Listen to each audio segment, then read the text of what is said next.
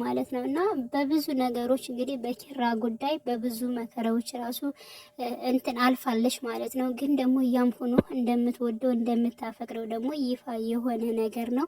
እንግዲህ ኪራ እዚህ ጋር በጣም ተጨንቆ እያለ የት ሊሄዳ ሊሆን ይችላል? የትስ ትሄዳለች? ከማን ጋር ትሆናለች? ያኛው ሊሆን ይችላል።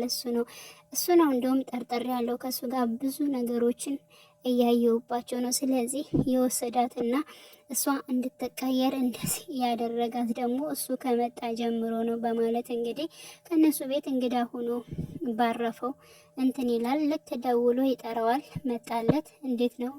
ለምንስ ወሰርካት? የት ወስዳት ነው? ያለችበትን ቦታ ግልጽ አድርገ ንገረኝ።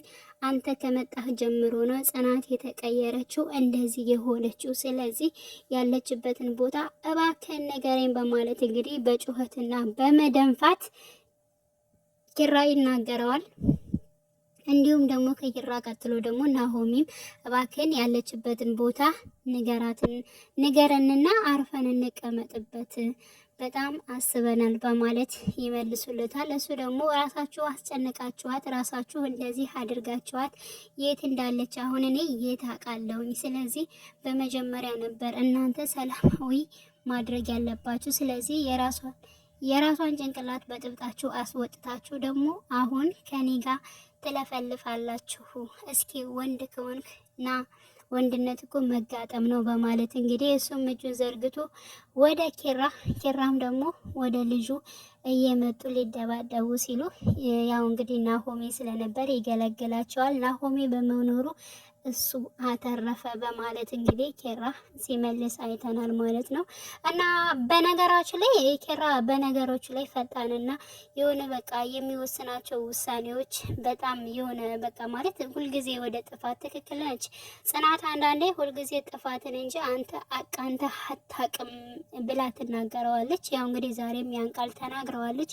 ምክንያቱም እንደዚህ ነው በቃ ያ ሰው ጥፋት ያላደረገውን ሰው ወጥቶ ይጮህበታል። ሆነ አሁን ጽናት ራሱ ሳታጠፋ ራሱ አጥፍተሻል በማለት በብዙዎቹ በነቤቲ በተለያዩ ሰዎች ጥፋት ሲያጠፉ ከሷ ጋር መቶ የሚጮህባት ነገርስ ማለት ነው። ስለዚህ ያን ነገር ደግሞ ያው እሱ ነገሩን ማበላሸት እንጂ ነገሩን ምንም የሚያሻሽልበት ነገር እንደሌለ የታወቀ ነገር ነው ማለት ነው። ስለዚህ ያው ባለው ነገር በዛሬው ቪዲዮ ማለት ነው ጽናት ከቤት ባትወጣ እጅግ በጣም ደስ ይል ነበር፣ ግን ወጣለች።